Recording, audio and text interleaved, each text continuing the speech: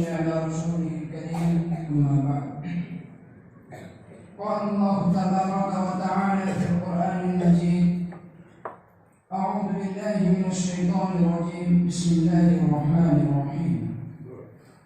من عمل صالحا من ذكر أو أنثى وهو مؤمن فلنحيينه حياة طيبة. صدق الله العظيم. صدر سبقان میرے عالی مرتبت اساتذہ کرام اور حضرات حکم، آج کی اس پاکدار محفل میں میری تقریر کا عنوان ہے: ایمان کی حفاظت کیسے؟ ہم مسلمان اس سچے دل سے سمجھتا ہے کہ دنیا میں خدا کی سب سے بڑی نعمت دین اسلام ہے۔ ہم مسلمان اس بات پر خدا کا شکر گزار ہیں کہ اس نے نبی کریم صلی اللہ علیہ وسلم کی جماعت میں اس کو شامل کیا اور اسلام کی نعمت اس کو عطا کی۔ اور اللہ تعالیٰ بھی اس کو اپنے بندوں پر اپنا سب سے بڑا انعام قرار دیتا ہے۔ چنانچہ قرآن شریف میں ارشاد فرماتا ہے: اليوم اکملت لکم دینکم واتممت علیکم نعمتی ورضیت لکم الاسلام دینا۔ یہ احسان جو اللہ تعالیٰ نے آپ پر فرمایا ہے، اس کا حق ادا کرنا آپ پر فرض ہے، کیونکہ جو شخص کسی کا حق ادا نہیں کرتا وہ احسان فراموش ہوتا ہے، اور سب سے بدتر فراموشی ہے کہ انسان اپنے خدا کے احسان کا بھول جائے۔ عزیزوں، اب آپ پوچھیں گے کہ خدا کے احسان کا کس طرح ادا کیا جائے، تو میں اس کا جواب میں کہوں گا کہ جب خدا نے آپ کو امت محمدیہ میں شامل کیا تو اس کے احسان کا صحیح شکر ہے کہ آپ محمد صلی اللہ علیہ وسلم کے پورے پیرو بنے۔ جب خدا نے آپ کو مسلمانوں کی جماعت میں شامل کیا تو اس کی مہربانی کا صحیح حق ہے کہ آپ پورے مسلمان بنے۔ اس کے سوا آپ کسی اور طریقے سے خدا کی اس احسان کا ادا نہیں کر سکتی۔ اور یاد رکھو، اگر آپ نے یہ ادا نہ کیا تو جتنا بڑا خدا کا احسان ہے اتنا ہی بڑا اللہ کی احسان فراموشی کا وبال بھی ہوگا۔ خدا ہم سب کو اس وبال سے بچائے۔ اس کے بعد آپ دوسرا سوال یہ کریں گے کہ آدمی پورا مسلمان کس طرح سے بن سکتا ہے، تو میں اس کا جواب میں کہوں گا کہ اس کا جواب بہت تفصیل چاہتا ہے، لیکن یہاں بازار کے سامنے وہ چیزیں بیان کرتا ہوں جو مسلمان بننے کے لیے سب سے مقدم ہے اور جس کو اس راستے کا سب سے پہلا قدم سمجھنا چاہیے۔ ذرا آپ دماغ پر زور ڈال کر سوچیے کہ آپ جو مسلمان کا لفظ بولتے ہیں اس کا مطلب کیا ہے؟ کیا انسان ماں کے پیٹ سے اسلام لے کر پیدا ہوتا ہے؟ کیا انسان صرف اس بنا پر مسلمان ہوتا ہے جس طرح ایک انگریزی قوم میں پیدا ہونے کی وجہ سے مسلمان ہوتا ہے؟ آپ بتائیں اس سوال کا جواب آپ کیا دیں گے؟ آپ یہی کہیں گے کہ نہیں صاحب، مسلمان اسے نہیں کہتے، مسلمان نسل کی وجہ سے مسلمان نہیں ہوتا بلکہ اسلام لانے سے مسلمان ہوتا ہے۔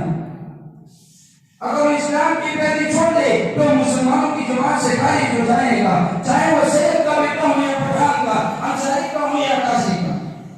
کیوں صاحب؟ آپ میرے سوالات کا جواب یہی دیں گے نا؟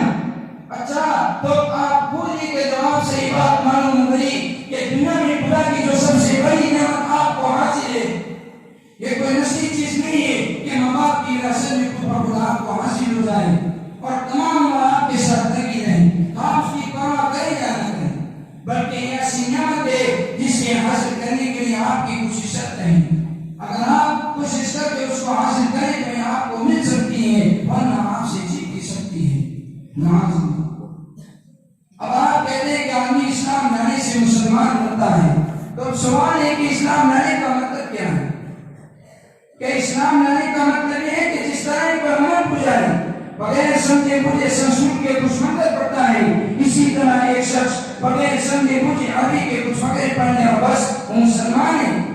آپ بتائیں اس سوال کا جواب آپ کیا دیں گے؟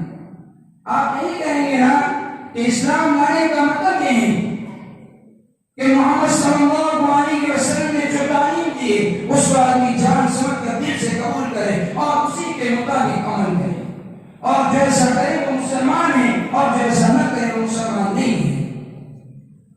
یہ جواب جو آپ دیں گے اسے کوئی بقول یہ بات کھل کر سامنے آ گئی کہ اسلام پہلے علم کا نام ہے، اس کے بعد عمل کا نام ہے۔ ایک شخص بغیر علم کے برہمن ہو سکتا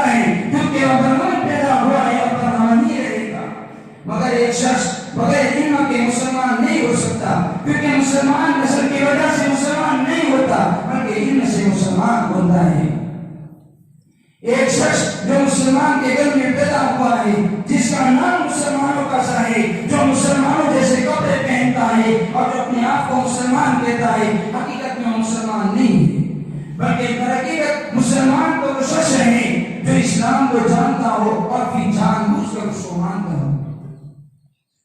ایک کافر مسلمان میں اسلیفر کا نام و لباس کا نہیں، بلکہ ان دونوں کے درمیان اسلیفر کا علم کا ہے۔ وہ کافر اس لیے ہوتا ہے کہ وہ نہیں جانتا کہ وہ محمد صلی اللہ علیہ وسلم کی تعلیم کیا ہے، دنیا میں خدا کی مرضی کے مطابق زندگی بسر کرنے کا سیدھا راستہ کیا ہے۔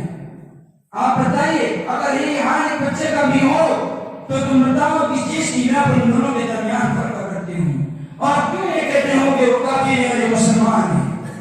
ذرا دماغ پر زور ڈالیے اور دھنے دل سے اس پر غور کیجیے کہ خدا کی یہ سب سے بڑی نعمت جس پر آپ خوشی اور سعادت کا اظہار کرتے ہیں، یہ کوئی نسلی چیز نہیں ہے، اس کا حاصل ہونا اور حاصل دینا دونوں باتیں علم پر موقوف ہے۔